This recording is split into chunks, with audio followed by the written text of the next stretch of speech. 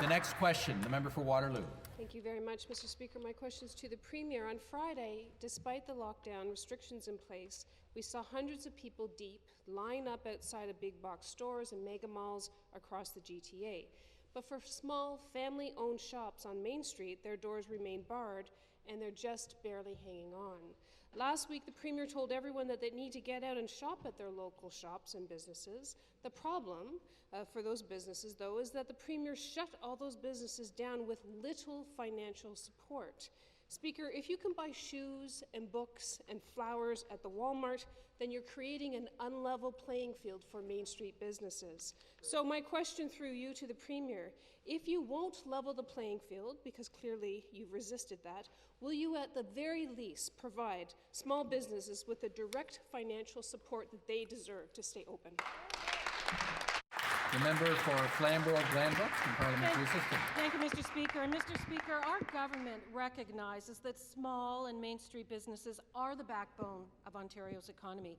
And Mr. Speaker, that is why our Main Street Recovery Plan was designed based on over 100 virtual meetings, roundtables, and discussions with owners, workers, and economists. But most importantly, Mr. Speaker, it was also based on the largest ever stakeholder consultation in the history of this province. Our plan, Mr. Speaker, draws from across government and builds on more than $10 billion in urgent economic relief provided through our COVID-19 action plan.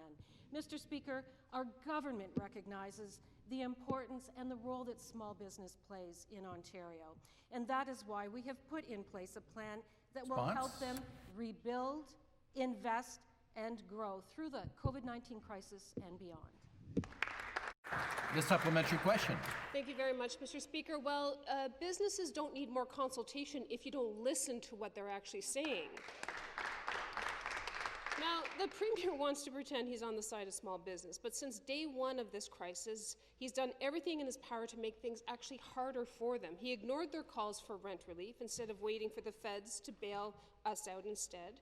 He dragged his feet on the evictions ban as hundreds of small businesses closed their doors forever. And now, during the busiest shopping time of the year, he's handing out lumps of coal to small businesses across the province. Speaker, we know that these Conservatives are not tired of their own mixed messages and vague directives and half measures, but businesses in the province of Ontario are exhausted.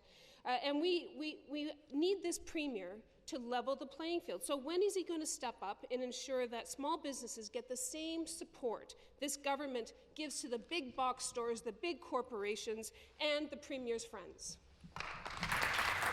Member for Flamborough-Glanbrook. Thank you, Mr. Speaker. And Mr. Speaker, I would like to say again that our Main Street Recovery Plan was designed based on hundreds, and actually more than that, thousands of consultations across Ontario with small and medium-sized businesses.